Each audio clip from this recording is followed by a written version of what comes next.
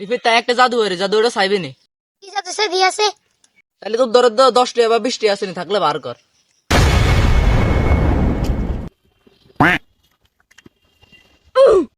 দিয়েছে। এই রিফিত এটা হচ্ছে বাংলাদেশি সন্তুষ্টিক একটা নোট কে। তো জাদু দেন লাই প্রথমে এটারে একটা বাঁশ করবি, বাঁশ করানোর হরে এটারে আরেকটা বাঁশ করবি, করানোর হরে এটারে আরেকটা বাঁশ করবি। তারপরে দি এই আতের ইয়ানো লইবি, লই এনে দিবি, দেনের হরে আতরে 1 2 3 তিনটা জাকরান দিবি। টেঁড়া গেছে কি টিয়াতে বোঝায় না। আরে খাড়া রিফিতে টেঁয়া এত সকাল যাইব নি, এটাতে এত লইতে হইব।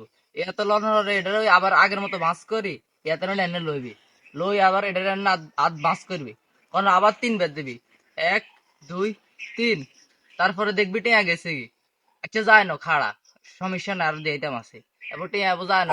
তোমার লাগে নি রে জাদু দিয়েছে, কি জাদু? আচ্ছা এবার ফাইনাল রাউন্ড, এতক্ষণ তো মানে জাদুর ইয়ে দিয়েছে, এবার অরিজিনালটা চা। এবার আছে না কে, দুইটা জাদু দিয়ে শেষ। এবার এনে লইবি, লই আরেকটা বর্ণা দিবি, তারপর আছে না হাত এনে ধরি হিস দিয়ে নিবি, তারপর এনে নি এই দেখছিস তো টিয়া নাই। টিয়া জাদু কোনটা শিখছো?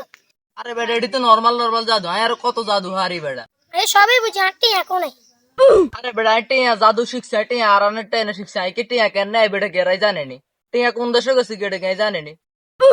আমার ওষুধের টিয়া, তুই টিয়া দে, নাহলে তোর ফিরিয়ে এটি রিফিতে ফালতু কথা করছে।